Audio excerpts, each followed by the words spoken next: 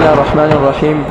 نظم دی او د نظم عنوان دی د دانش صاحب دا غزل چې ته به وایې چې فلسفه وه خو زه وایم دا نشه وه تا چې څه ویلي دي ګرانه تا بکواس کړی د ځانه چې باڼه د خدای خفه دي او ړانده د خدای خفه دي او پښتانه د خدای خفه دي او څو یتیم واړه د خدای خفه دي دا دې هم پکې لا ویلي یو دانش او بل هغه د خدای خفه دي. نو دانشه ته هم مه خفه کېږه او هغه هم دې شي خوشحاله باڼه هم دې ګیله نه کړي او ړانده هم دې شي خوشحاله رب به نه یې خفه شوی پښتانه هم دې شي خوشحاله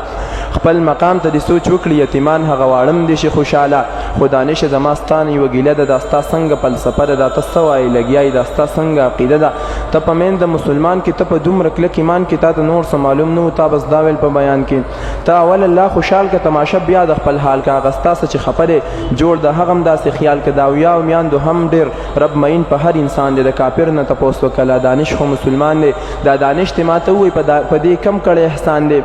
دا دانش ته ما ته ووایي په دې کم کړی احسان دی دانش رب په چا هم ظلم نه کوي په هیڅ چا هم ظلم نه کوي د یتیم یسیر نواله په باچا هم ظلم نه کوي. خو دا خلک ظالمان چې د الله پاک نه باغیان چې د دانش په شان جذبه کې اکثر راشي لیونیان شي د دانش په شان جذبه کې اکثر راشي لیونیان شي.